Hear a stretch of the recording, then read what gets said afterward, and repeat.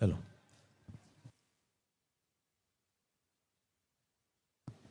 ബഹുമാന്യരെ, നമ്മുടെ വിശിഷ്ട അതിഥി ഡോക്ടർ അലക്സാണ്ടർ ജേക്കബ് അദ്ദേഹത്തിന് സ്വാഗതം ആശംസിക്കുക എന്നതാണ് എൻ്റെ കർത്തവ്യം. അദ്ദേഹം തുടക്കത്തിൽ തന്നെ പറഞ്ഞു, കൂടുതൽ വിശദീകരിച്ച് പറയേണ്ട, ഒറ്റ വാക്കിൽ പറഞ്ഞാൽ മതി എന്ന്. അദ്ദേഹത്തെക്കുറിച്ച് പറയുവാനുണ്ടെങ്കിൽ ഒരു 4 പേജിൻ്റെ 5 പേജുണ്ട്. അദ്ദേഹത്തിൻ്റെ വിശേഷങ്ങൾ, അദ്ദേഹത്തിൻ്റെ വിദ്യാഭ്യാസ യോഗ്യത, അവാർഡുകൾ, അദ്ദേഹത്തിൻ്റെ പ്രഭാഷണങ്ങൾ തുടങ്ങി വിശദമായിട്ട് പറയുവാൻ അരമണിക്കൂറിൽ കൂടുതൽ എടുക്കുമെന്നുള്ളത് സംശയമില്ല. എന്നാൽ ഒറ്റ വാക്കിൽ പറഞ്ഞാൽ, ജീവിക്കുന്ന സർവ്വവിജ്ഞാനകോശം, അതായത് സംഭവങ്ങൾ, തീയതികൾ, ഇന്ന് ലോകത്ത് ഇന്നേ വരെ നടന്നിട്ടുള്ള ഏത് വിഷയത്തെക്കുറിച്ചും ആധികാരികമായി അതിൻ്റെ തീയതി, സമയം, സന്ദർഭം ഉൾപ്പെടെ ആധികാരികമായി സംസാരിക്കുവാൻ കഴിവുള്ള, എൻ്റെ അഭിപ്രായത്തിൽ, എൻ്റെ അറിവിൽ ഡോക്ടർ അലക്സാണ്ടർ ജേക്കബ് അല്ലാതെ മറ്റാരുമില്ല എന്നാണ് ഞാൻ വിശ്വസിക്കുന്നത്. അപ്പം ഞങ്ങൾ ക്ഷേത്ര ഭരണസമിതിയുടെ കമ്മിറ്റി കൂടി ഇവിടെ ഒരു പ്രഭാഷണം നടത്തണം, നല്ലൊരു പ്രഭാഷണം വേണമെന്ന് പറഞ്ഞപ്പോൾ ഏകകണ്ഠമായി മറ്റൊരഭിപ്രായമില്ലാതെ അലക്സാണ്ടർ ജേക്കബ് എന്ന റിട്ടയേർഡ് IPS കേരളത്തിലെ ജയിൽ വകുപ്പിൽ നിന്നും റിട്ടയർ ചെയ്ത IPS ഉദ്യോഗസ്ഥനാണ് അദ്ദേഹം. MPhil, PhD, MSc തുടങ്ങിയ നിരവധി ഡിഗ്രികൾ കരസ്ഥമാക്കിയിട്ടുണ്ട്. 22-ൽ പരം അവാർഡുകൾ അദ്ദേഹം, ഒന്നിനെക്കുറിച്ചും വിശദമായി പറയുന്നില്ല, കാരണം സാർ ആമുഖമായിട്ട് പറഞ്ഞിരുന്നു എന്നോട്. 22-ൽ പരം അവാർഡുകൾ, ആയിരക്കണക്കിന് പ്രഭാഷണങ്ങൾ, ഇന്ത്യക്കകത്തും പുറത്തുമായി ആയിരക്കണക്കിന് പ്രഭാഷണങ്ങൾ ഇസ്ലാം മതത്തെക്കുറിച്ചും ഹിന്ദു മതത്തെക്കുറിച്ചും ഇസ്ലാം മതത്തെക്കുറിച്ചും ക്രിസ്തു മതത്തെക്കുറിച്ചും ഒക്കെ വളരെ ആധികാരികമായി, ഒരുപക്ഷെ ഹിന്ദു പുരോഹിതന്മാർ പറയുന്നതിനേക്കാൾ വ്യക്തമായിട്ട് ഹിന്ദുത്വത്തെക്കുറിച്ചും ക്ഷേത്രവിശ്വാസത്തെക്കുറിച്ചും ഈശ്വര ആരാധനയെക്കുറിച്ചും ഒക്കെ വളരെ വ്യക്തമായി അദ്ദേഹം പഠിച്ചിട്ടുണ്ട്. അദ്ദേഹം പഠിച്ച പാഠങ്ങൾ മറ്റുള്ള ഈ ലോകത്തിന് നന്മ ചെയ്യുക എന്നുള്ള ഉദ്ദേശത്തോടെ മറ്റുള്ളവർക്ക് വേണ്ടി ഈ അറിവുകൾ പകർന്നു കൊടുക്കുക എന്നതാണ് അദ്ദേഹത്തിൻ്റെ പ്രധാന ഉദ്ദേശം എന്നും ഞാൻ മനസ്സിലാക്കുന്നു. അദ്ദേഹത്തെ കൂടുതൽ ആയി ഒന്നും സംസാരിക്കുന്നില്ല, സമയം ഒരുപാട് അതിക്രമിച്ചിരിക്കുകയാണ്. അദ്ദേഹം വന്നപ്പോൾ തന്നെ ഇച്ചിരി ദേഷ്യപ്പെട്ടു, കാരണം അസമയത്താണോ പ്രഭാഷണം വയ്ക്കുന്നതെന്ന് ചോദിച്ചു. അപ്പോൾ അദ്ദേഹത്തോട് വളരെ ഹൃദയത്തിൻ്റെ ഭാഷയിൽ വൈകിയതിൽ മാപ്പ് ചോദിച്ചുകൊണ്ട്, നമ്മളുടെ ഗ്രാമത്തിന് വേണ്ടി, ഈ ക്ഷേത്രത്തിന് വേണ്ടി, നിങ്ങൾ ഏവർക്കും വേണ്ടി അദ്ദേഹത്തെ ആത്മാർത്ഥമായി സ്നേഹപൂർവ്വം സ്വാഗതം ചെയ്യുകയാണ്. സ്വാഗതം ചെയ്യുന്നതിന് വേണ്ടി നമ്മുടെ ഭരണസമിതി സെക്രട്ടറി ശ്രീ B. ശശിധരൻ സാറിനെ ക്ഷണിക്കുന്നു.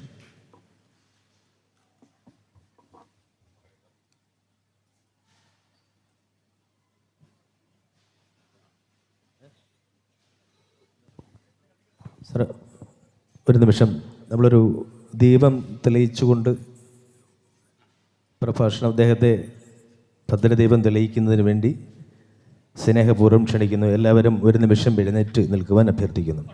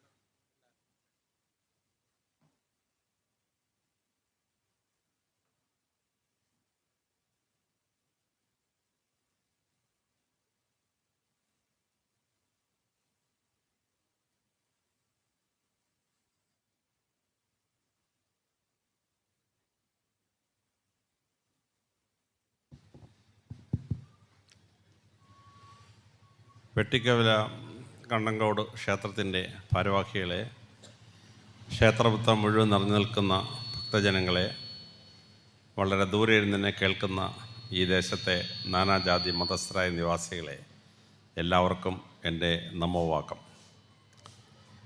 വളരെ ചരിത്രപ്രസിദ്ധമായ ഈ ക്ഷേത്രത്തിൽ പ്രസംഗിക്കാൻ എന്നെ പ്രമോദ് 2 മാസത്തിന് മുമ്പേ വിളിച്ചതാണ്. പക്ഷേ 2-ാം തീയതി പെട്ടെന്നുണ്ടായ ഒരു അസൗകര്യം കാരണം 4-ാം തീയതിക്ക് മാറ്റിവെക്കാൻ ഞാൻ ആഗ്രഹിക്കുകയും അദ്ദേഹം അത് മാറ്റിത്തരികയും ചെയ്തു. അതിന് പ്രത്യേകമായി നന്ദി രേഖപ്പെടുത്തട്ടെ. വളരെ ചരിത്രപ്രസിദ്ധമായൊരു മണ്ണിലാണ് നിങ്ങൾ ജനിച്ച് വളർന്ന് ജീവിക്കുന്നത്. ഇളയെടുത്ത സ്വരൂപം തിരുവിതാംകൂർ വേണാട് രാജവംശത്തിൻ്റെ 2-ാം സ്ഥാനം ഇളയെടുത്ത സ്വരൂപത്തിനായിരുന്നു. അവരുടെ കൊട്ടാരം ഉള്ളതുകൊണ്ടാണ് കൊട്ടാരക്കര എന്നറിയപ്പെടുന്നത്. എന്നാൽ യഥാർത്ഥത്തിൽ കൊട്ടാരക്കര അല്ലായിരുന്നു. അവിടുന്ന് 3 കിലോമീറ്റർ തെക്ക് ഇപ്പോഴത്തെ മേഴ്സി ഹോസ്പിറ്റൽ നിൽക്കുന്ന കുന്നിൻ്റെ മുകളിലായിരുന്നു അവരുടെ കൊട്ടാരം. വേണാട് രാജവംശത്തിലെ പ്രസിദ്ധമായ ഒരു പോസ്റ്റൽ സർവീസ് ഉണ്ടായിരുന്നു. ആ പോസ്റ്റൽ സർവീസിലെ പോസ്റ്റ്മാൻമാർ എഴുത്തും കൊണ്ട് ഓടി വന്ന് ഒരുമിച്ചിരുന്ന് സോർട്ട് ഔട്ട് ചെയ്ത് ഓരോരോ സ്ഥലത്തേക്ക് അത് വീതിച്ചു കൊടുത്തിരുന്നു. അങ്ങനെ ഓടി വരുന്നവർ ഒരുമിച്ചിരുന്ന് എഴുത്തുകൾ കൈമാറിയ സ്ഥലം ഓടനാവട്ടം, ഇപ്പോൾ അറിയപ്പെടുന്നു ഓടിനാർ വട്ടം. ഓടി വരുന്ന പോസ്റ്റ്മാൻമാർ എഴുത്ത് കൈമാറിയിരുന്ന സ്ഥലം. അന്ന് പ്രസിദ്ധമായ സ്ഥലത്തൊക്കെ രാത്രിയിലും ആളുകൾ സഞ്ചരിക്കുന്ന സ്ഥലത്ത് ഒരു സ്ട്രീറ്റ് ലൈറ്റ് ഉണ്ടായിരുന്നു. പക്ഷേ ആ സ്ട്രീറ്റ് ലൈറ്റിനൊന്നും ഇലക്ട്രിസിറ്റി ഒന്നുമില്ല. അതുകൊണ്ട് വലിയ കലത്തിനകത്ത് എണ്ണ നിറച്ച് തിരിയിട്ട് കത്തിക്കുമായിരുന്നു. അങ്ങനെ കത്തിക്കുന്ന ആ സ്ട്രീറ്റ് ലൈറ്റിനെ വിളിച്ചിരുന്ന പേര് തീവട്ടി എന്നായിരുന്നു. അങ്ങനെ തീവട്ടിയുള്ള സ്ഥലം തീവട്ടിക്കവലയായി. ഇപ്പോൾ അത് വെട്ടിക്കവലയായി മാറി. പഴയ ജംഗ്ഷൻ, ലൈറ്റുള്ള ജംഗ്ഷൻ എന്നാണ് വെട്ടിക്കവല എന്ന വാക്കിൻ്റെ അർത്ഥം. അവരുടെ വലിയൊരു ആനപ്പട ഉണ്ടായിരുന്നു. ആനപ്പട ഇരുന്ന സ്ഥലം കരിക്കം. കരി എന്ന് പറഞ്ഞാൽ ആനപ്പടയാണ്. ആനപ്പടയുടെ സ്ഥലമാണ് കരിക്കം. കരിക്കകം, ആനകളെ കെട്ടിയിരിക്കുന്ന സ്ഥലം. ആ രാജവംശത്തിൻ്റെ വലിയൊരു ആർമമെൻ്റ് ഫാക്ടറി ഉണ്ടായിരുന്നു. വാള് നിർമ്മിക്കുന്ന ഫാക്ടറി. ആ വാള് നിർമ്മിക്കുന്ന ഫാക്ടറി നിൽക്കുന്ന സ്ഥലം വാളകം എന്നറിയപ്പെടുന്നു.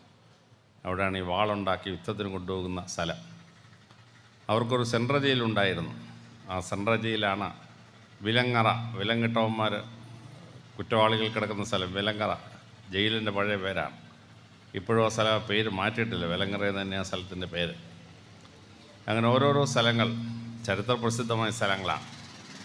അതിലെ 1000 വർഷങ്ങൾക്ക് മുമ്പ് തന്നെ വലിയൊരു പട്ടണവും വലിയൊരു ജംഗ്ഷനിൽ സ്ട്രീറ്റ് ലൈറ്റൊക്കെ ഉണ്ടായിരുന്ന സ്ഥലമാണ് വെട്ടിക്കവല, തീവട്ടിക്കവല.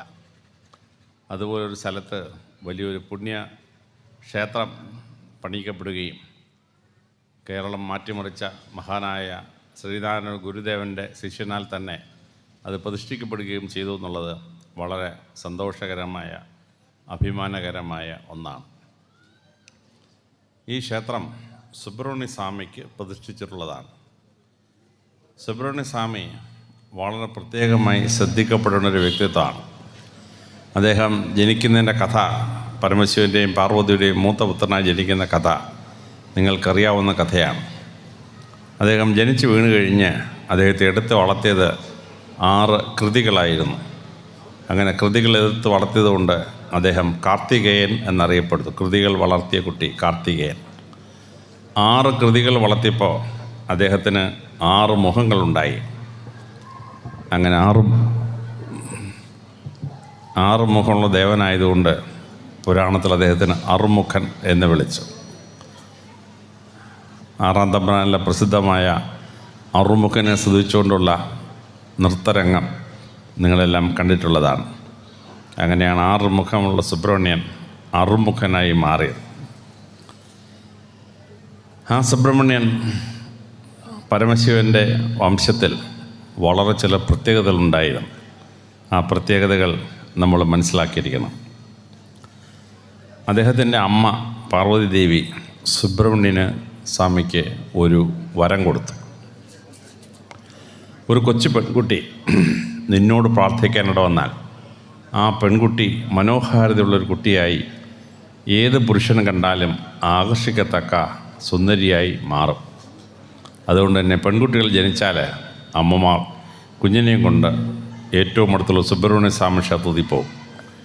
നിങ്ങൾക്ക് വളരെ ദൂരെയൊന്നും പോകണ്ട, നിങ്ങളുടെ ഗ്രാമത്തിൽ തന്നെ സുബ്രഹ്മണ്യ ക്ഷേത്രമാണ്. മറ്റേത് 100-200 കിലോമീറ്റർ യാത്ര ചെയ്ത് സുബ്രഹ്മണ്യ സ്വാമിയുടെ ക്ഷേത്രത്തിൽ പോകും.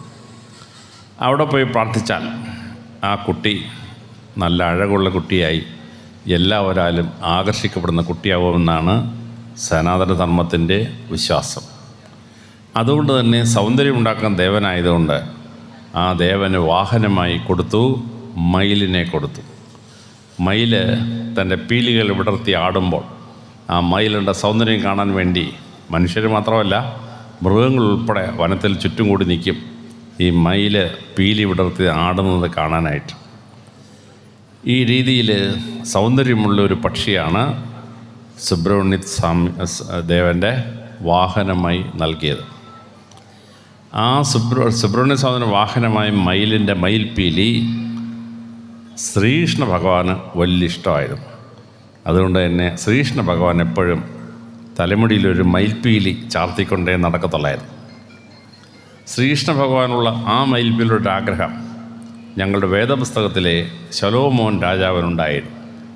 അതുകൊണ്ട് ശലോമോൻ രാജാവ് 3000 വർഷങ്ങൾക്ക് മുമ്പ് ജെറുസലേം ദേവാലയം പണിയുമ്പോൾ ഇന്ത്യയിൽ നിന്ന് മയിൽപ്പീലി കൊണ്ടുവന്ന് ആ മയിൽപ്പീലി ഉപയോഗിച്ചിട്ടാണ് മദ്ബഹ അലങ്കരിച്ചത്. ആ മയിൽപ്പീലിക്ക് 3000 വർഷത്തിന് മുമ്പ് ഞങ്ങളുടെ വേദപുസ്തകത്തിൽ പറയുന്ന പേര് തൂക്കി എന്നാണ്, TUKI. ഇത് തമിഴ് ഭാഷയിൽ ആൺമയിലിൻ്റെ പേരാണ്, തോഗൈ. അതാണ് തൂക്കി എന്ന് പ്രയോഗിക്കപ്പെട്ടിട്ടുള്ളത്. സുബ്രഹ്മണ്യ സ്വാമിയുടെ ആരാധനയുമായി ബന്ധപ്പെട്ട മയിലും മയിൽപ്പീലിയും ഇന്ത്യ വിട്ട് ജെറുസലേമും ബർമയും തായ്ലൻഡും ഒക്കെ പരന്നു. ലോകത്തിലെ ഏറ്റവും വലിയ ഹൈന്ദവ ക്ഷേത്രം കംബോഡിയയിലെ അങ്കോർ വാട്ടിലാണ്. 10 ചതുരശ്ര കിലോമീറ്ററാണ് ആ ക്ഷേത്രത്തിൻ്റെ വിസ്തൃതി, 5500 ഏക്കർ. ആ ക്ഷേത്രത്തിൻ്റെ പ്രധാന കവാടങ്ങളിലും പ്രധാന പ്രതിഷ്ഠയുള്ള സ്ഥലത്തും മയിൽപ്പീലിയെ വരച്ചും കൊത്തിയും വച്ചിരിക്കുകയാണ്. തെക്കേ ഇന്ത്യയിൽ നിന്ന് സുബ്രഹ്മണ്യ സ്വാമിയുടെ ആരാധന കംബോഡിയയിലെത്തി. ഇന്തോനേഷ്യ ചെല്ലുമ്പോൾ ലോകത്തിലെ ഏറ്റവും നീളമുള്ള ക്ഷേത്രം ഇന്ത്യയിലല്ല, ഇന്തോനേഷ്യയിലാണ്, ബൊറോബുദൂർ ക്ഷേത്രം. മെയിൻ ഗേറ്റിൽ കൂടെ അകത്ത് കയറിയാൽ 1.5 കിലോമീറ്ററാണ് ആ ക്ഷേത്രത്തിൻ്റെ നീളം. 1.5 കിലോമീറ്റർ യാത്ര ചെയ്തെങ്കിലേ പുറകിൽ ചെന്നിറങ്ങാൻ പറ്റുള്ളൂ. ആ ക്ഷേത്രത്തിൽ പോകുമ്പോഴും മയിൽപ്പീലി വലിയ ഒരു അലങ്കാരമായി വച്ചിരിക്കുകയാണ്. അപ്പോൾ സുബ്രഹ്മണ്യ ഭഗവാന്റെ ആരാധനയുമായി ബന്ധപ്പെട്ട മയിൽപ്പീലി ലോകത്ത് എത്രയൊക്കെ രാജ്യങ്ങളിൽ പോയി. സൗന്ദര്യമുള്ള പക്ഷി സുബ്രഹ്മണ്യ സ്വാമിയുടെ വാഹനമായി മാറി. അദ്ദേഹത്തിൻ്റെ പിതാവ് പരമശിവൻ സുബ്രഹ്മണ്യ സ്വാമിക്ക് ഒരു വരം കൊടുത്തു. സുബ്രഹ്മണ്യ, നീ ഭൂതഗണങ്ങളെ കൺട്രോൾ ചെയ്യാൻ നിനക്ക് അധികാരം തന്നിരിക്കുകയാണ്. ഏത് ഭൂതമാണെങ്കിലും കൊള്ളാം, ആ ഭൂതത്തെ നിയന്ത്രിക്കാൻ മോനെ നിനക്ക് ഞാൻ അധികാരം തരികയാണ്. അതുകൊണ്ട് ഈ ഭൂതഗണങ്ങളെ ഓടിച്ചിട്ട് പിടിക്കാൻ വേണ്ടി പറക്കുന്നൊരു പക്ഷി സുബ്രഹ്മണ്യ ദേവനായ വാഹനമായി കൊടുത്തു. പരമശിവൻ കാളപ്പുറത്തിരിക്കുകയാണ്, ഭഗവതി സിംഹത്തിൻ്റെ പുറത്തിരിക്കുകയാണ്, ഗണപതിയുടെ ഈരയുടെ പുറത്തിരിക്കുകയാണ്. പക്ഷേ പറക്കുന്ന പക്ഷിയെ കൊടുത്തത് സുബ്രഹ്മണ്യ ഭഗവാനാണ്.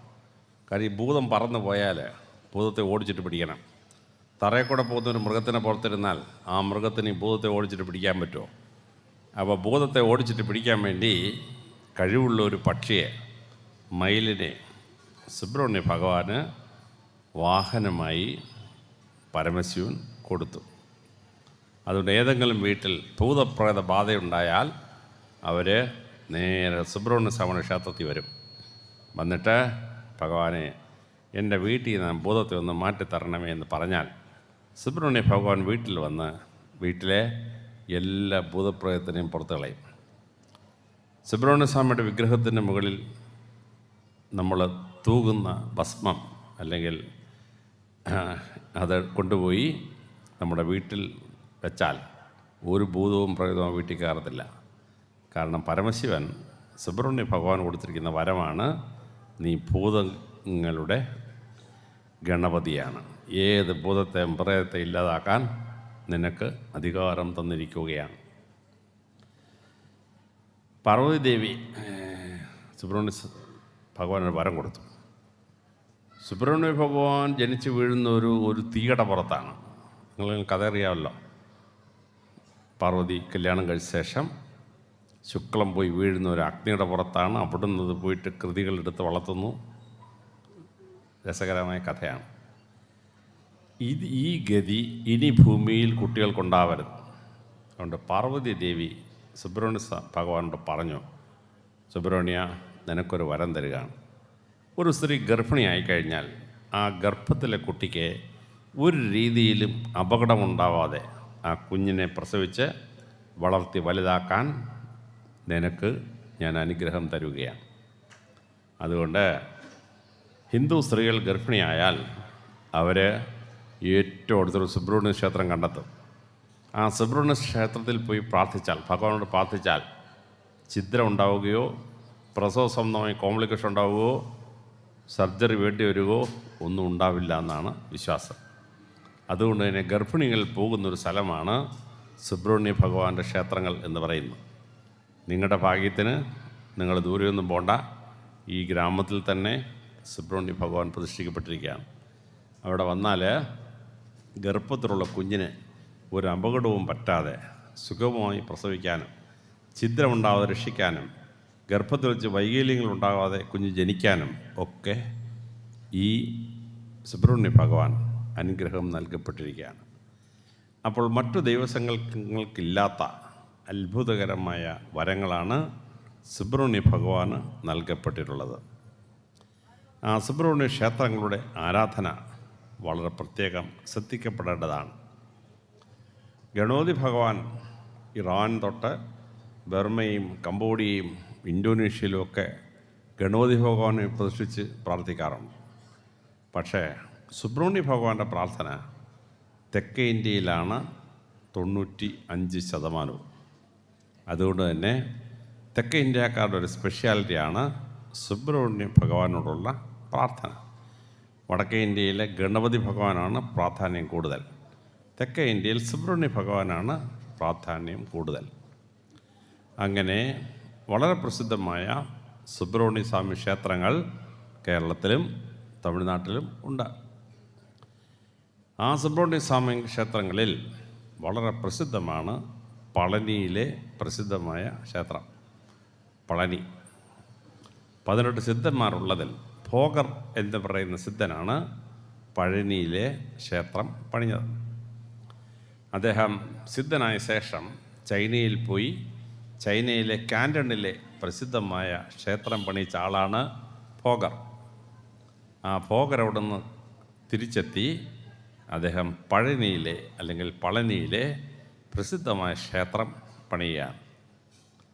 സുബ്രഹ്മണ്യ സ്വാമി ക്ഷേത്രത്തിലെ വിശ്വാസികളോട് ഞാൻ പഴനിയിലെ സുബ്രഹ്മണ്യ സ്വാമിയുടെ പ്രത്യേകത പറഞ്ഞാൽ നിങ്ങൾ പക്ഷേ എന്നെ നമുക്ക് ചിരിച്ചേക്കും. അതുകൊണ്ട് ഞാൻ അങ്ങോട്ട് കയറുന്നില്ല. പക്ഷേ അവിടുത്തെ ഒരു ആരാധന പ്രത്യേകം ശ്രദ്ധിക്കപ്പെടേണ്ടതാണ്. അവിടുത്തെ ഏറ്റവും പ്രസിദ്ധമായ ആരാധനയാണ് വളരെ കാവടിയാട്ടം എന്ന് പറയുന്നത്. ഭോഗർ തന്നെ തുടങ്ങി വെച്ചതാണ് ഈ കാവടിയാട്ടം. കാവടിയാടാൻ വരുന്നവർ തോളിൻ്റെ കുറുകെ ഒരു കമ്പ് വെച്ച ശേഷം ആ കമ്പിന് 2 സൈഡിലും ചെറിയ കാവടി തൂക്കിയിട്ടേക്കും, ലോട്ട തൂക്കിയിട്ടേക്കും. അവിടെ എന്താണോ നിറച്ചിട്ട് പ്രാർത്ഥിക്കുന്നത് അതനുസരിച്ചിട്ടാണ് അതിന് പേര് വരിക. വളരെ പ്രസിദ്ധമായ പേരുകളാണ്. അപ്പോൾ പഴനിയിൽ കാവടിയാടുമ്പോൾ അതിരാവിലെ വരുന്ന ഭക്തർ അവർ കളഭം കൊണ്ടുവരും. കളഭം കൊണ്ടുവന്ന് അത് ഈ 2 ലോട്ടയിൽ നിറച്ച ശേഷം കാവടിയാടും. അതാണ് കളഭക്കാവടി എന്ന് പറയുന്നത്. കളഭക്കാവടി നേരം വെളുത്ത് 6 മണിക്കാണ് കളഭക്കാവടി. ഒരു 2 മണിക്കൂർ കഴിയുമ്പോൾ സ്ത്രീകൾ പശുവിനെ കറന്ന് ആ പാലും കൊണ്ട് പഴനിയിലെ ക്ഷേത്രത്തിലെത്തും. അപ്പോൾ സ്ത്രീകൾ കൊണ്ടുവരുന്ന പാല് ആ കാവടിയിൽ നിറച്ച ശേഷം പാൽക്കാവടിയാടും. പാൽക്കാവടി സ്ത്രീകൾക്ക് സ്വാമി കൊടുക്കുന്നതാണ്. ആ പാല് കാവടി ആടിക്കഴിഞ്ഞാൽ അവിടെ വരുന്ന ഭക്തർക്ക് ഒഴിച്ചു കൊടുക്കും, കുടിക്കാനായിട്ട് ഒഴിച്ചു കൊടുക്കും. വളരെ ആരോഗ്യമുള്ളൊരു സാധനമാണ്. അവിടെ വരുന്ന ഭക്തരിൽ ഭൂരിപക്ഷവും സ്ത്രീകളാണ് ആയിരിക്കും. അതുകൊണ്ട് തന്നെ ഗർഭിണിയായ സ്ത്രീകൾക്കും കൊച്ചുകുട്ടികൾക്കും ആ പാലിൻ്റെ അംശം കിട്ടും. അതാണ് പാൽ കാവടി. പിന്നെ ഒരു 2 മണിക്കൂർ കഴിഞ്ഞ് 10 മണി കഴിയുമ്പോഴേക്കും അവിടെ ഇഷ്ടം പോലെ കരിമ്പ് കൃഷി ചെയ്യുന്നൊരു സ്ഥലമാണ്. അവർ കരിമ്പിൻ നീരിൽ നിന്ന് ശർക്കര എടുക്കും, ശർക്കര കൊണ്ടുവരും. ശർക്കര കൊണ്ടുവന്ന് കാവടി നിറച്ച ശേഷം കാവടിയാട്. അതാണ് ശർക്കര കാവടി എന്ന് പറയുന്നത്. കർഷകർ സുബ്രഹ്മണ്യ ഭഗവാന് ചെയ്യുന്നതാണ് ശർക്കര കാവടി എന്ന് പറയുന്നത്. പിന്നെ ഒരു 2 മണിക്കൂർ കഴിഞ്ഞ് 12 മണി കഴിയുമ്പോൾ പഴനി ക്ഷേത്രത്തിൽ വെച്ച് വിവാഹം കഴിച്ചാൽ ആ വിവാഹം സുബ്രഹ്മണ്യ സ്വാമി അനുഗ്രഹിക്കും. അതുകൊണ്ട് തന്നെ ആ പഴനിയിൽ വെച്ച് വിവാഹം കഴിക്കുന്ന പെൺകുട്ടിക്ക് ഗർഭഛിദ്രം ഉണ്ടാവില്ല. ആ ഗർഭത്തിലുണ്ടാകുന്ന കുട്ടികൾ പെൺകുട്ടികളാണെങ്കിൽ അതീവ സുന്ദരികളായിരിക്കും. ആ ഗർഭത്തിലുണ്ടാകുന്ന ആൺകുട്ടി വളരെ സമൃദ്ധനായ പരീക്ഷകൾ പാസ്സാവാൻ കഴിവുള്ള കുട്ടിയായിരിക്കും. അതുകൊണ്ട് ഭക്തർ 100 കണക്കിന് കിലോമീറ്റർ യാത്ര ചെയ്ത് പഴനിയിലെത്തും. പഴനിയിലെത്തിയ ശേഷം അവർ പനിനീര് കൊണ്ടുവരും. കല്യാണത്തിന് അവസാനം ഈ വരൻ്റെയും വധുവിൻ്റെയും തലയിൽ പനിനീര് തളിക്കണം. ആ പനിനീര് കൊണ്ടുവന്ന് ഈ കാവടിയിൽ നിറച്ചാൽ പിന്നെ പനിനീർ കാവടിയാണ്. ആ പനിനീർ കാവടി ആടിക്കഴിഞ്ഞാൽ അവിടെ നിൽക്കുന്ന ഭക്തരുടെ എല്ലാം തലയിലോട്ട് ആ പനിനീരിങ്ങനെ തളിച്ചുകൊണ്ടിരിക്കുക. ആ പനിനീര് അനുഗ്രഹം കൊണ്ടുവരുന്നതാണ് പനിനീർ. അതിനെയാണ് പനിനീർ കാവടി എന്ന് വിളിക്കുന്നത്, പനിനീർ കാവടി.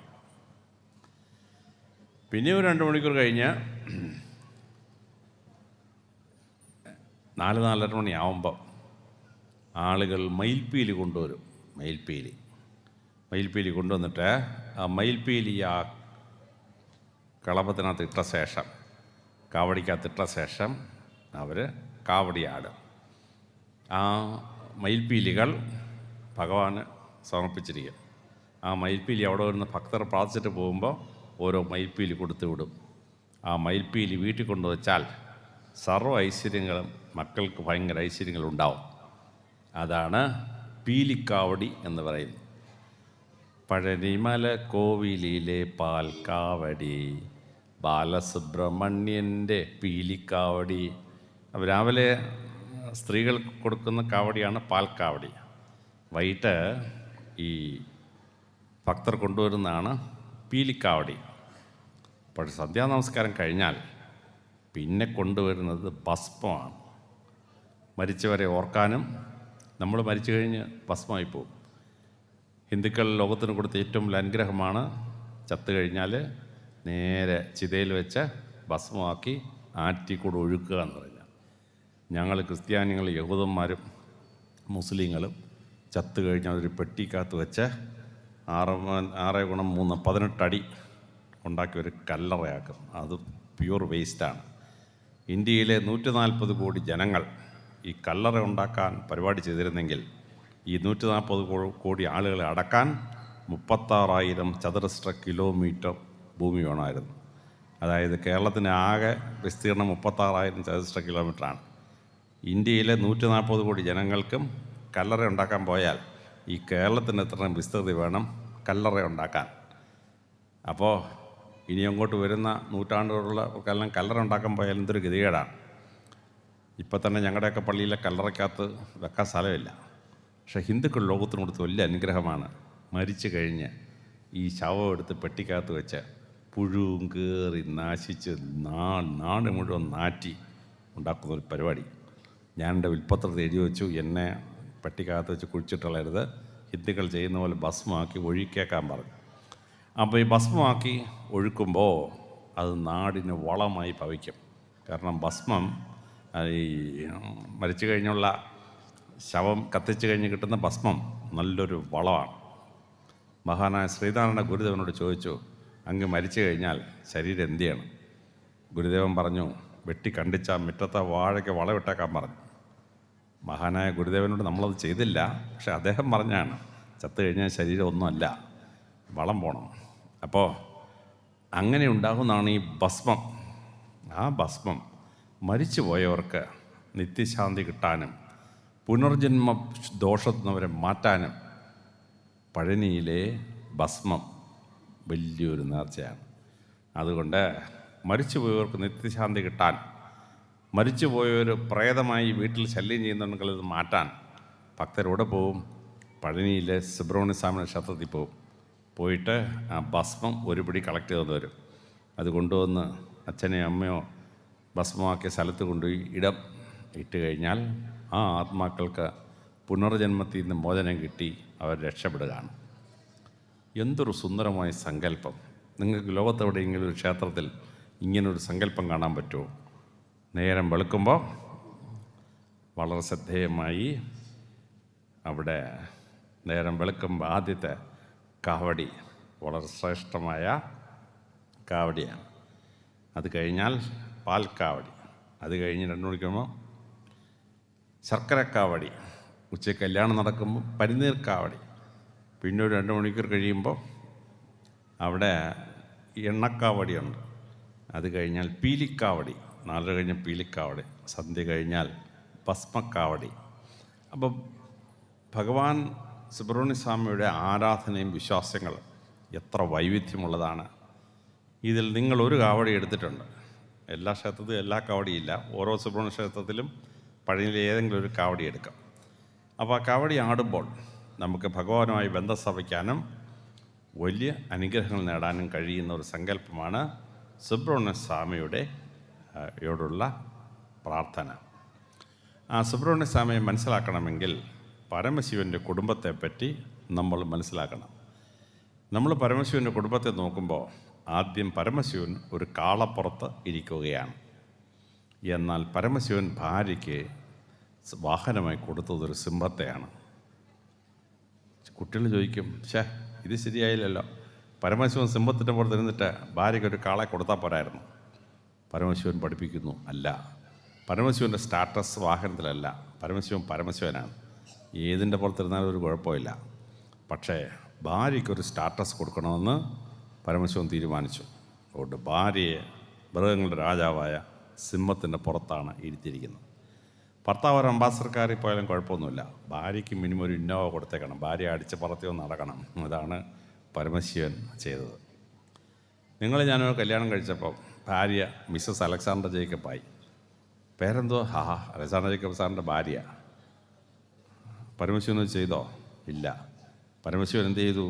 ഭാര്യയെ അദ്ദേഹം സ്വയം വിളിച്ചു പാർവതി വല്ലഭൻ, ഗൗരി വല്ലഭൻ, പാർവതിയെ കല്യാണം കഴിച്ച ആൾ എന്ന് സ്വയം വിളിച്ചു. അല്ലാതെ പാർവതിയെ മിസ്സസ് പരമശിവൻ ആക്കിയില്ല. പരമശിവൻ സ്റ്റാറ്റസ് കൊടുത്തു. പാർവതിയുടെ വാഹനമായ സിംഹം ഇടയ്ക്കിടയ്ക്ക് ഈ പരമശിവൻ്റെ വാഹനത്തെ നോക്കും. കിട്ടിയാൽ കടിച്ചു തിന്നാൻ നല്ല രസമാണ്. പക്ഷേ ഭാര്യയുടെ വാഹനമായ സിംഹം ഒരിക്കലും പരമശിവൻ്റെ വാഹനമായ കാളയെ കടിച്ചു തിന്നാൻ പോകില്ല. മൂത്ത മോൻ സുബ്രഹ്മണ്യ സ്വാമിക്ക് നേരത്തെ പറഞ്ഞ പോലെ മയിലിനെ കൊടുത്തിരിക്കുകയാണ്. അതിൻ്റെ പർപ്പസ് ഞാൻ നിങ്ങളോട് പറഞ്ഞു. അമ്മയുടെ വാഹനമായ സിംഹം ഇടയ്ക്കിടയ്ക്ക് ഈ മയിലിനെ നോക്കും. കിട്ടിയാൽ തിന്നാൻ ബെസ്റ്റ് സാധനമാണ്.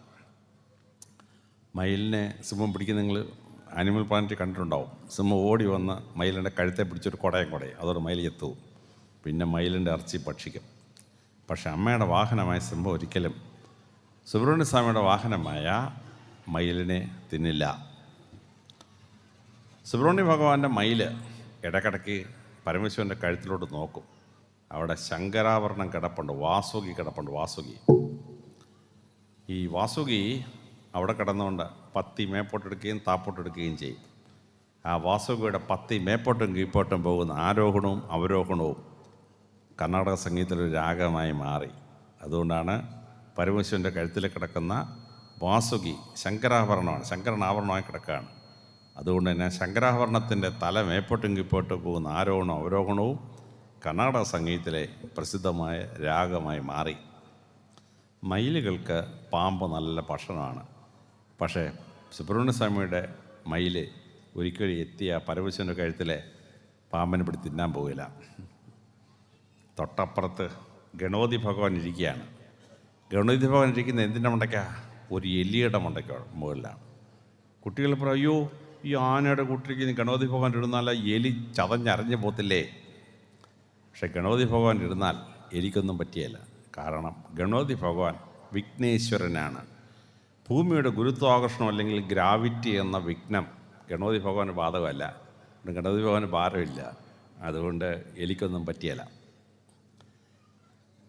പക്ഷേ ഇന്ത്യയിലെ 100 ഗണപതി ക്ഷേത്രം എടുത്താൽ എല്ലായിടത്തും ഗണപതി ഭഗവാൻ എലിയുടെ പുറത്താണോ? അല്ല.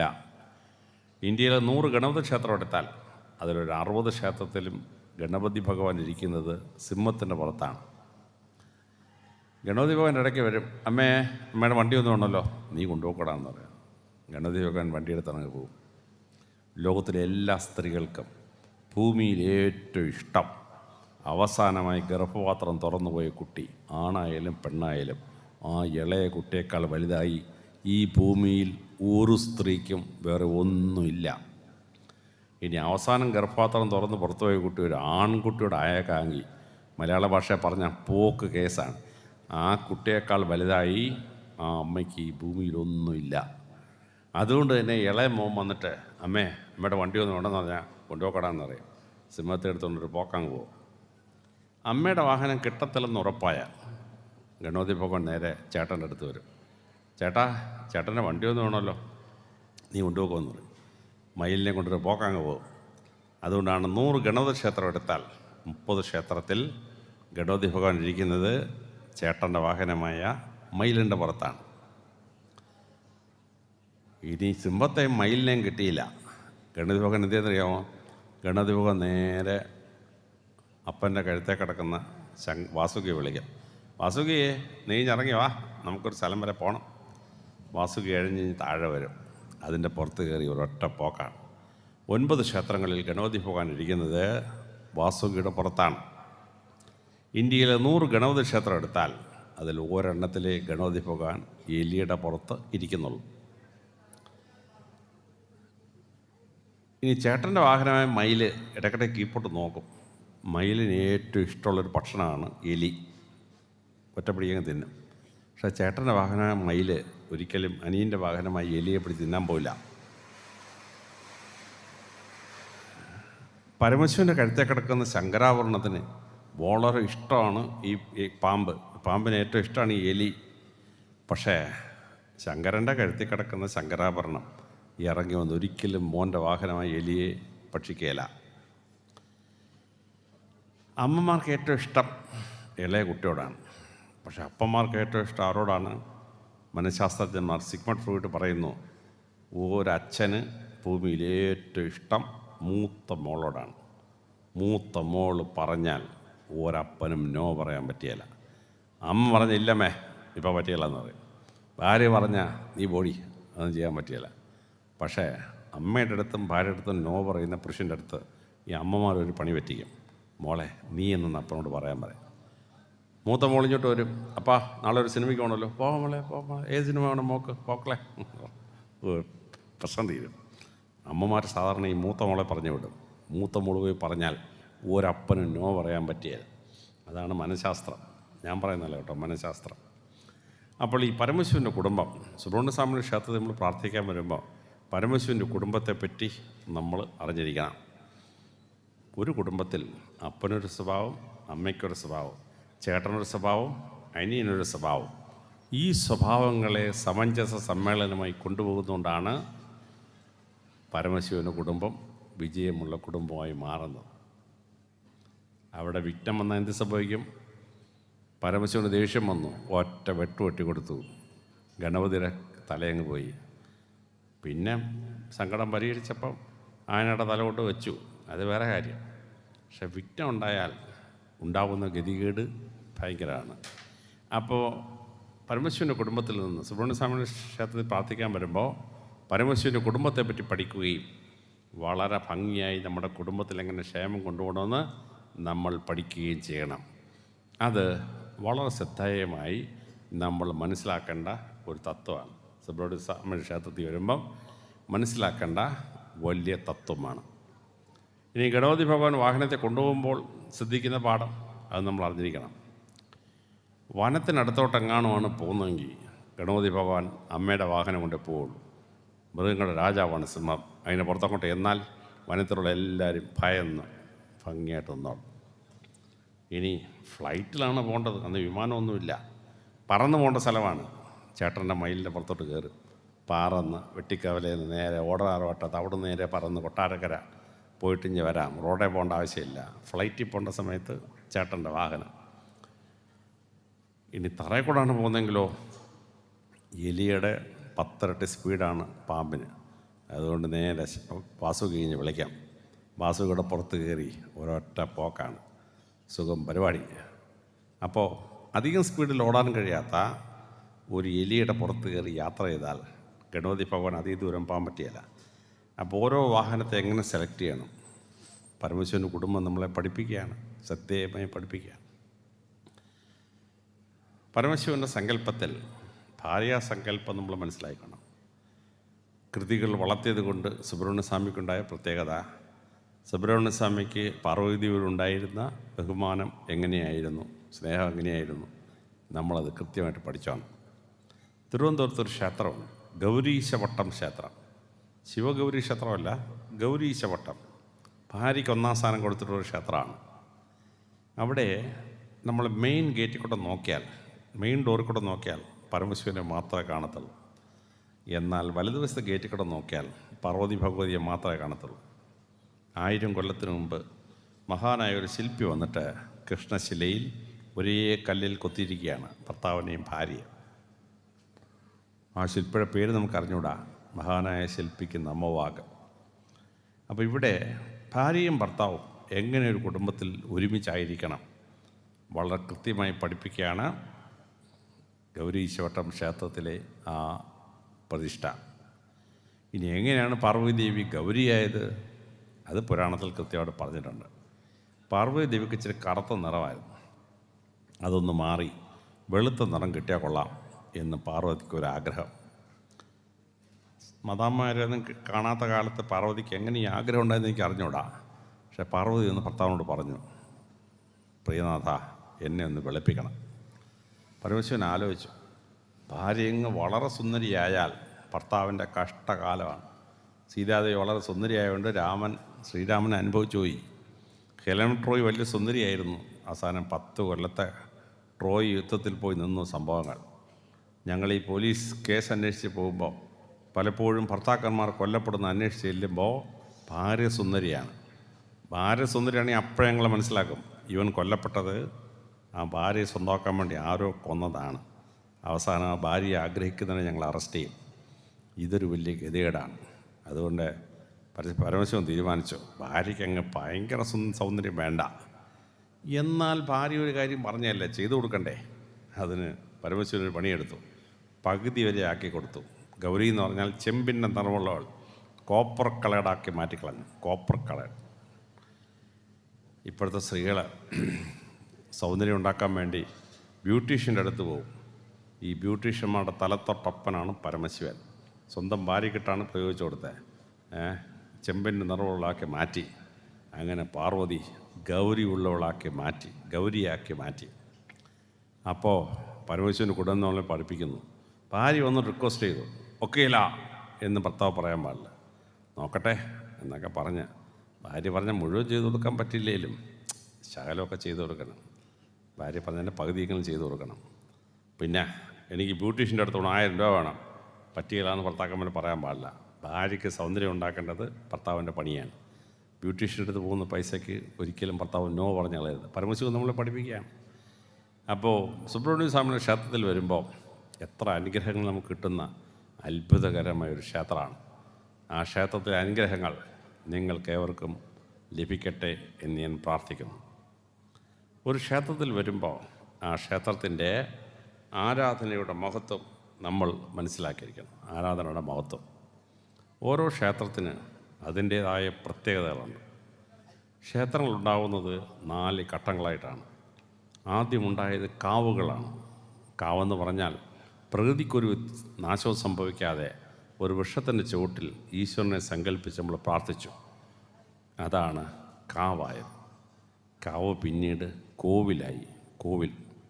കോവിലെന്ന് പറഞ്ഞാൽ ഈ ഈശ്വര സങ്കല്പത്തിൻ്റെ മുകളിൽ മഴയും വെയിലും ഏക്കാതെ പക്ഷികൾ വന്ന് തലയിൽ കയറി ഇരിക്കാൻ വേണ്ടി ആ വിഗ്രഹത്തിന് മുകളിൽ ഒരു മേൽക്കൂര ഉണ്ടാക്കി. എന്നിട്ട് അതിന് ചുറ്റും ഒരു മതിൽ കെട്ടി. മതിൽ കെട്ടിയപ്പോൾ കാവ് കോവിലായി. പട്ടിക്കൊക്കെ ഒരു സ്വഭാവമുണ്ട്, കണ്ടു കഴിഞ്ഞാൽ നിങ്ങൾക്ക് അറിയാമല്ലോ എന്താ ചെയ്യുന്നതെന്ന്. അത് ദേവൻ്റെ നേരെ ചെയ്യാൻ പാടില്ല. അതുകൊണ്ട് ചുറ്റും ഒരു മതിലുണ്ടാക്കി. അപ്പോൾ കാവ് കോവിലായി. കോവിൽ പിന്നെ അമ്പലമായി. ഭഗവാനെ ഒരു ഗൃഹസ്ഥാശ്രമിയെ നമ്മൾ സങ്കല്പിച്ചു. അപ്പോൾ ആ ക്ഷേത്രത്തിന് ഇരിക്കുന്ന ആ അമ്പലത്തിന് ഒരു വരാന്തയുണ്ട്, ഒരു ഗർഭഗൃഹമുണ്ട്. അവിടെ ഭഗവാനെ പ്രതിഷ്ഠിക്കും. അതിനൊരു അടുക്കളയുണ്ട്. അതിന് ചുറ്റും ഒരു മതിൽ കെട്ടി. പിന്നെ അമ്പലത്തിൻ്റെ വസ്തുക്കൾ സംരക്ഷിക്കാൻ വേണ്ടി വസ്തുവിന് ചുറ്റും ഒരു മതിൽ കെട്ടി. അപ്പോൾ കോവിൽ അമ്പലമായി. എന്നാൽ 1500 വർഷങ്ങൾക്ക് മുമ്പ് ഈ അമ്പലം ക്ഷേത്രമായി മാറി. ക്ഷേത്രമാകണമെങ്കിൽ അതിന് 9 കാര്യങ്ങൾ വേണം. ക്ഷേത്രത്തിനൊരു ഗോപുരം വേണം, ഒരു ഗർഭഗൃഹം വേണം, ഒരു ബലിത്തറ വേണം, അതിനൊരു കൊടിമരം വേണം, അതിനൊരു കൊടി വേണം. അതിന് വളരെ ശ്രദ്ധേയമായി ആ ക്ഷേത്രത്തിന് ഉപദേവതമാർ 7 9 ഒക്കെ വേണം. അങ്ങനെ 9 കാര്യങ്ങൾ ഒത്തുചേരുമ്പോഴാണ് അത് ക്ഷേത്രമായി മാറുന്നത്. അപ്പോൾ കാവെങ്ങനെ കോവിലായി, കോവിലെങ്ങനെ അമ്പലമായി, അമ്പലം എങ്ങനെ ക്ഷേത്രമായി, അത് വളരെ കൃത്യമായി നമ്മൾ മനസ്സിലാക്കണം. കൊടുങ്ങല്ലൂർക്ക് ചെന്ന് കഴിഞ്ഞാൽ കാവും കാണാം, കോവിലും കാണാം, അമ്പലവും കാണാം, ക്ഷേത്രവും കാണാം. നിങ്ങളുടെ ഭാഗ്യത്തിന് ലാസ്റ്റ് സ്റ്റേജ് നേരെ ക്ഷേത്രമായി ഇവിടെ സ്ഥാപിക്കപ്പെട്ടിരിക്കുകയാണ്. അപ്പോൾ ആ ക്ഷേത്രത്തിൻ്റെ പ്രത്യേകത നിങ്ങൾ ഓരോരുത്തരും മനസ്സിലാക്കിയിരിക്കണം. ഓരോ ക്ഷേത്രത്തിന് അതിൻ്റേതായ പ്രത്യേകതകളുണ്ട്. തിരുവനന്തപുരത്ത് പത്മനാഭസ്വാമി ക്ഷേത്രമുണ്ട്.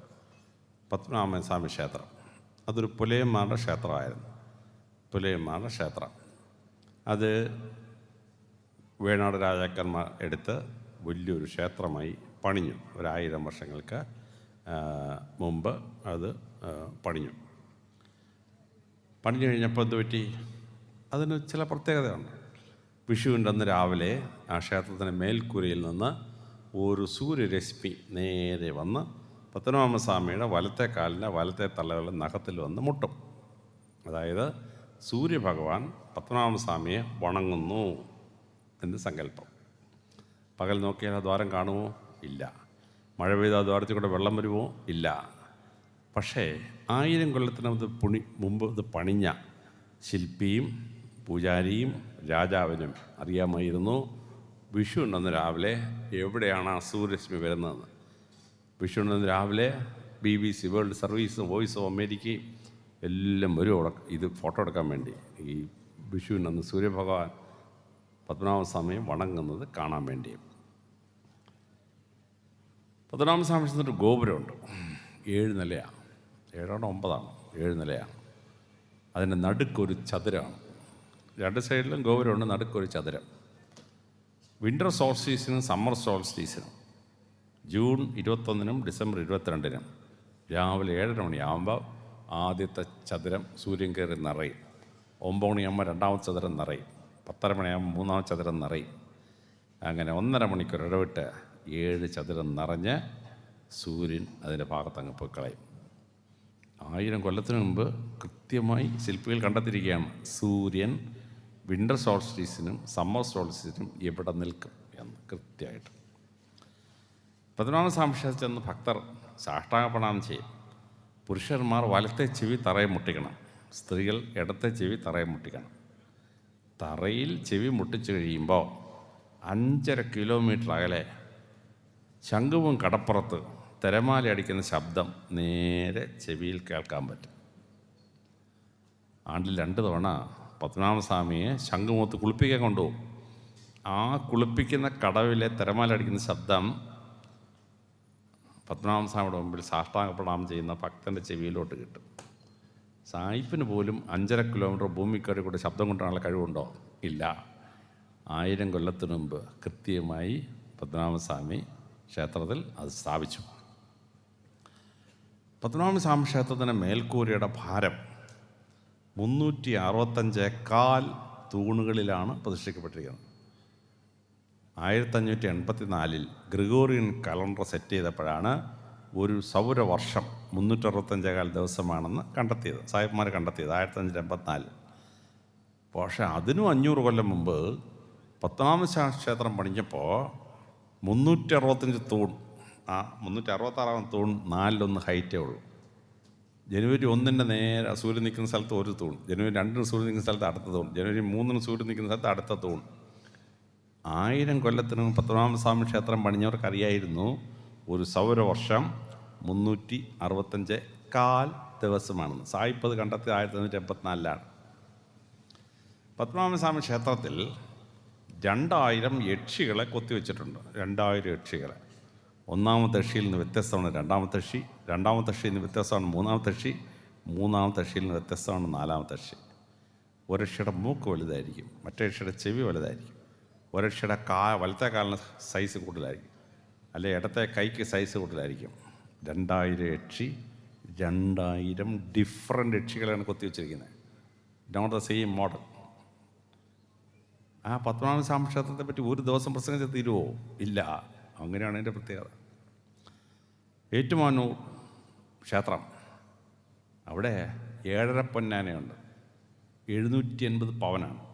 പുള്ളാനയ്ക്ക് 100 പവൻ, അരയാനയ്ക്ക് 50 പവൻ. 750 പവൻ എന്ന് പറഞ്ഞാൽ 4.25 കോടി രൂപയാണ് ആ സ്വർണത്തിൻ്റെ വില. അപ്പോൾ ഞാനവിടെ കോട്ടയം SP ആയിരുന്നു. അപ്പോൾ ഈ ഉത്സവം വരികയാണ്. എല്ലാവർക്കും ഉത്സവം നല്ല രസമാണ്. ഞങ്ങൾ പോലീസുകാർക്ക് ഉത്സവം ഭയങ്കര ശിക്ഷയാണ്. കാരണം ഈ 7.5 പൊന്നാനെ അടിച്ചുകൊണ്ട് പോകാൻ വേണ്ടി ടെററിസ്റ്റുകളോ ഇൻ്റർനാഷണൽ ഡെക്കോയിറ്റ്സോ തോക്കോയിട്ടൊന്ന് വെടിവെച്ചിട്ടോ എടുത്തുകൊണ്ട് പോയാൽ വല്ല രക്ഷയുണ്ടോ? ഒരു ഹെലികോപ്റ്റർ അറേഞ്ച് ചെയ്ത് ഇത് അടിച്ച് ഹെലികോപ്റ്റർ കയറി അങ്ങ് പോയി കഴിഞ്ഞാൽ വല്ല രക്ഷയുണ്ടോ? അപ്പോൾ ഞാൻ 50 പോലീസുകാർക്ക് തോക്ക് കൊടുത്തു. എന്നിട്ടൊരു ഓർഡർ കൊടുത്തു, if anybody attempt on the golden elephant shoot him dead on the spot. Further ഓർഡറൊന്നും വേണ്ട, ഇത് തട്ടിയെടുക്കാൻ ശ്രമിച്ച വെടിവെച്ചാൽ കൊന്നേക്കാൻ ഉത്തരവാണ്. ഞാൻ പിസ്റ്റളിനകത്ത് 6 ഉണ്ടയൊക്കെ റോളിനകത്ത് 6 ഉണ്ടയൊക്കെ നിറച്ച് ലോഡ് ചെയ്ത് പിടിച്ചിരിക്കുക. അപ്പോൾ ഈ പൊന്നാനെ എടുക്കണമെങ്കിൽ ഞാൻ പോയി നിന്നെങ്കിൽ SP പോയി നിൽക്കണം. അപ്പോൾ കേരളത്തിലെ പ്രധാനപ്പെട്ട കള്ളന്മാരെല്ലാം ഈ 7.5 പൊന്നാനെ അടിക്കാൻ നോക്കിയിട്ടുണ്ട്, സ്റ്റീഫൻ ഉൾപ്പെടെ. കിട്ടിയിട്ടില്ല. അപ്പോൾ ഈ പൊന്നാനെ എടുക്കാൻ ചെന്നപ്പോഴാണ് ഞാൻ രഹസ്യം മനസ്സിലാക്കിയത്. 7 താക്കോലുണ്ട്.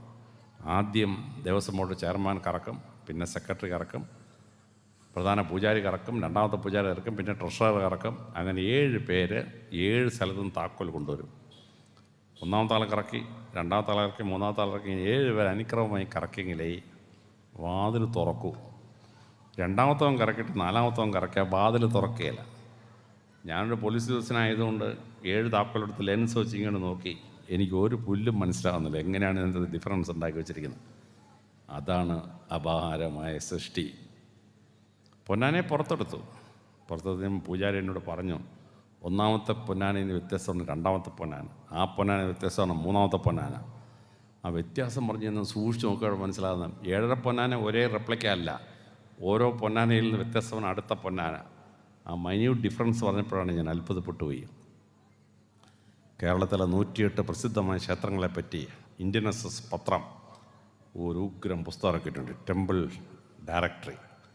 ആ ക്ഷേത്രത്തിൻ്റെ ചരിത്രം, ആ ക്ഷേത്രത്തിൻ്റെ ഐതിഹ്യം, ആ ക്ഷേത്രത്തിൻ്റെ പ്രത്യേകത, പ്രതിഷ്ഠയുടെ പ്രത്യേകത, ഇങ്ങനെല്ലാം സുന്ദരമായിട്ട്. അപ്പോൾ ഈ പ്രത്യേകത മനസ്സിലായിക്കൊണ്ട് ഒരു ക്ഷേത്രത്തിൽ പ്രവർത്തിക്കാൻ പോകുമ്പോൾ, നിങ്ങളുടെ ക്ഷേത്രത്തെ പറ്റി പറയാൻ എനിക്ക് അറിവില്ല, പക്ഷേ നിങ്ങളുടെ ക്ഷേത്രം പ്രതിഷ്ഠിച്ചപ്പോൾ ഇവിടുത്തെ സുബ്രഹ്മണ്യ സ്വാമിയുടെ പ്രതിഷ്ഠയ്ക്കും ഈ ക്ഷേത്രത്തിൻ്റെ ലക്ഷണത്തിനും ഒക്കെ അതിൻ്റേതായ പ്രത്യേകതയുണ്ട്.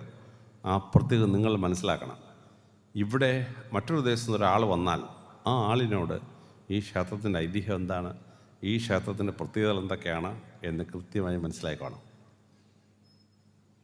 കേരളത്തിൻ്റെ നവോത്ഥാന ശില്പിയ മഹാനായ ശ്രീനാരായണ ഗുരുദേവൻ്റെ ശിഷ്യൻ നേരിട്ട് വന്ന് സ്ഥാപിച്ചാണ് ഇവിടെ, പ്രതിഷ്ഠിച്ചാണ് ഇവിടെ. അപ്പോൾ ആ പ്രത്യേകത ഉൾപ്പെടെയുള്ള പ്രത്യേകതകൾ മനസ്സിലാക്കി അതനുസരിച്ച് വേണം പ്രാർത്ഥിക്കാൻ. ഓരോ സ്ഥലത്തും ഓരോ ആചാരമുണ്ട്. ആചാരം വരുന്നത് ആ ദേശത്തിനനുസരിച്ചിട്ടാണ്. ആചാരം മനസ്സിലാക്കിയിട്ട് ആചാരം ആചരിക്കണം. ഇന്ത്യയിൽ ഒരുപാട് താമര ഉണ്ടായിരുന്നു. അതുകൊണ്ട് താമര ഇല വെച്ച് നമ്മൾ ദൈവത്തെ പൂജിക്കാൻ നോക്കി. ഉത്തരാഫ്രിക്കയിൽ താമരയുണ്ടോ? ഓസ്ട്രേലിയയിൽ താമരയുണ്ടോ? അവിടെ ഒരു ആചാരം വരുമ്പോൾ താമരയില്ല, അതിൻ്റെ ഭാഗമല്ല. അവിടെ താമരയില്ല. ഞങ്ങളുടെ യേശുക്രിസ്തു ജോർദാനിൻ്റെ തീരത്ത് ജീവിച്ചിരുന്നുകൊണ്ട് ജോർദാൻ നിന്നിൽ ഇറങ്ങി മാമോദിസ മുക്കുന്നൊരു മാമോദിസുണ്ടായി. ഈ മാമോദിസ സഹോറയിൽ ചെയ്യാൻ പറ്റുമോ? ഈ മാമോദിസ അന്റാർട്ടിക്കയിൽ ചെയ്യാൻ പറ്റുമോ? പറ്റിയല്ല. ജലമുള്ള സ്ഥലത്ത് യേശുക്രിസ്തു താമസിച്ചിരുന്നുകൊണ്ട് ജലം ഉപയോഗിച്ചൊരു ആചാരം ഉണ്ടായി. നദീതര സംസ്കാരങ്ങളിൽ വെള്ളം ഉപയോഗിച്ച് ആചമിക്കുന്ന പരിപാടി ഉണ്ടായി.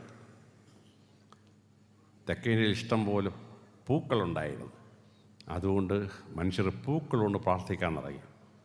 അങ്ങനെ പൂവ് കൊണ്ട് ജപിക്കുക, ആ 2 വാക്കിൻ്റെ ആദ്യ അക്ഷരം ചേർത്ത് പൂജ, പൂവ് കൊണ്ട് ജപിക്കുക, ആദ്യ അക്ഷരം ചേർത്ത് പൂജയുണ്ടായി. നമ്മൾ ഭഗവാനെ പൂക്കൾ കൊണ്ട് ഹാരം അണിയിക്കും. കല്യാണം കഴിക്കുമ്പോൾ ചെറുക്കൻ പെണ്ണിന് അങ്ങോട്ടും ഇങ്ങോട്ടും ഈശ്വര സമർത്ഥത്തിൽ ഈശ്വരന് ഇഷ്ടപ്പെട്ട പൂക്കൾ ഉപയോഗിച്ച് സസ്യലോകത്തിന് ഗർഭപാത്രമായി പൂക്കൾ ചേർത്ത് ഹാരമുണ്ടാക്കി അങ്ങോട്ടും ഇങ്ങോട്ടും ഇട്ട് കല്യാണം കഴിക്കും. സഹാറ മരുഭൂമിയിൽ പൂവ് കൊണ്ട് ജപിക്കാൻ പറ്റുമോ? അടങ്ങും പൂവില്ല. അന്റാർട്ടിക്കയിൽ പൂവ് കൊണ്ട് ജപിക്കാൻ പറ്റുമോ? ഇല്ല. അപ്പോൾ ഓരോ ദേശത്തും ആ ദേശത്ത് കിട്ടുന്ന വിഭവങ്ങൾ കൊണ്ടാണ് പൂജിക്കുന്നത്. ഇത് തമ്മിൽ യാതൊരു വ്യത്യാസമില്ല എന്ന് ഭഗവാൻ കൃഷ്ണൻ ഭഗവത്ഗീതയുടെ 9-ാം അധ്യായത്തിൽ 6-ാം ശ്ലോകത്തിൽ നമ്മോട് പറഞ്ഞു. പത്രം, ഫലം, തോയം 8 സാധനം വന്നിട്ട് പറഞ്ഞു, ഇതിലേതുകൊണ്ട് നിങ്ങൾ പ്രാർത്ഥിച്ചാലും ഞാൻ അത് സ്വീകരിച്ചാളാം. പണ്ട് കേരളത്തിൽ വസ്ത്രനിർമ്മാണ ഫാക്ടറി ഒന്നും ഇല്ലായിരുന്നു. വസ്ത്രമില്ല. നമ്മൾ വസ്ത്രമില്ലാത്ത ക്ഷേത്രത്തിൽ കയറി. ഇപ്പോൾ ഇഷ്ടം പോലെ വസ്ത്രമായി. അപ്പോൾ വസ്ത്രം ഇടാതെ കയറണമെന്ന് പറഞ്ഞാൽ പറ്റുമോ? നമ്മൾ അന്ന് വസ്ത്രം ഇല്ലാത്തതുകൊണ്ട് അങ്ങനെ കയറി. ഇപ്പോൾ ഇഷ്ടം പോലെ തുണിക്കടയുണ്ട്, വസ്ത്രമുണ്ട്. മൃഗത്തിൻ്റെ തോല് കൊണ്ടുകൊണ്ടാണ് ചെരുപ്പുണ്ടാക്കിയിരുന്നത്. അതുകൊണ്ട് ചെരുപ്പിട്ടുകൊണ്ട് ക്ഷേത്രത്തിൽ കയറുന്ന നിയമം ഉണ്ടാക്കി. മഹാരാജ ശ്രീനാരായണ ഗുരുദേവൻ ചോദിച്ചു, നിനക്ക് ഈ പശുവിൻ്റെ തോല് വലിയ പ്രശ്നമാണെങ്കിൽ നീ അടിക്കുന്ന ചെണ്ടയില്ലേ, ആ ചെണ്ട പശുവിൻ്റെ തോലും ഉണ്ടാക്കിയല്ലേ? ആ പശുവിൻ്റെ തോല് കൊണ്ട് ഉണ്ടാക്കിയ ചെരുപ്പൊക്കത്തില്ലെങ്കിൽ പിന്നെ ചെണ്ട എന്നതിനകത്ത് കയറുന്ന ഗുരുദേവൻ ആ ചോദ്യം ചോദിച്ചപ്പം ആർക്കും മറുപടിയില്ല. അപ്പോൾ ആചാരം ഉണ്ടാക്കുമ്പോൾ സൂക്ഷിച്ചാണ്.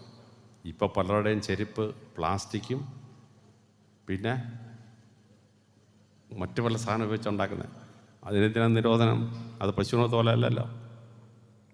അപ്പോൾ ആചാരത്തെ വിശകലനം ചെയ്യുമ്പോൾ ശ്രദ്ധാപൂർവം മനുഷ്യന് ബുദ്ധിമുട്ടുണ്ടാക്കാത്ത രീതിയിൽ ആചാരങ്ങൾ ഉണ്ടാക്കണം, അതനുസരിച്ച് അനുഷ്ഠിക്കണം.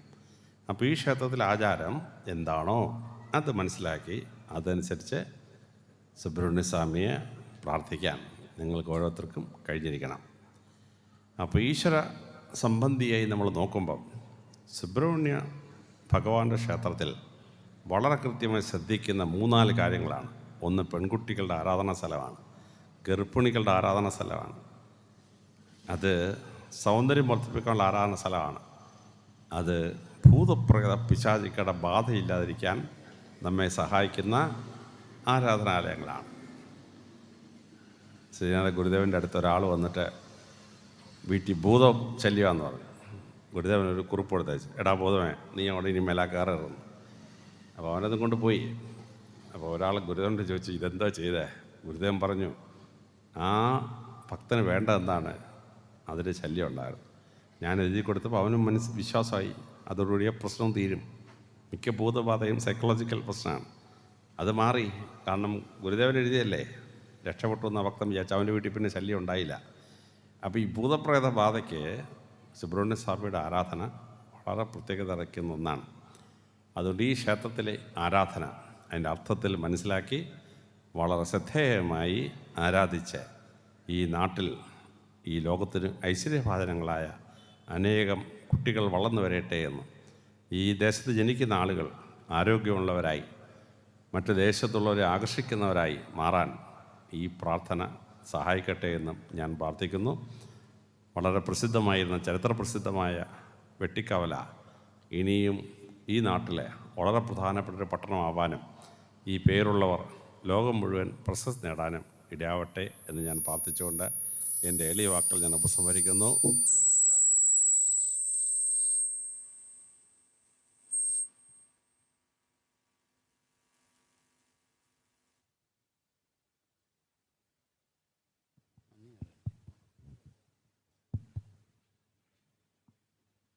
ബഹുമാന്യരെ,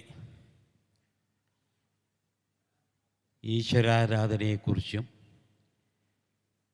നമ്മുടെ ക്ഷേത്രത്തിലെ പ്രധാന പ്രതിഷ്ഠയായ ശ്രീ സുബ്രഹ്മണ്യ സ്വാമിയെക്കുറിച്ചുമൊക്കെ വളരെ വിജ്ഞാനപ്രദമായ ഒരു പ്രഭാഷണം നടത്തി നമ്മളെ വിജ്ഞാനത്തിലേക്ക് നയിച്ച ബഹുമാന്യനായ ശ്രീ അലക്സാണ്ടർ ജേക്കബ് IPS അവർക്ക് നന്ദി രേഖപ്പെടുത്തുന്നതിന് വേണ്ടി ക്ഷേത്ര ഭരണസമിതി അംഗം കൂടിയായ ശ്രീ KS ദീപുവിനെ ക്ഷണിക്കുന്നു.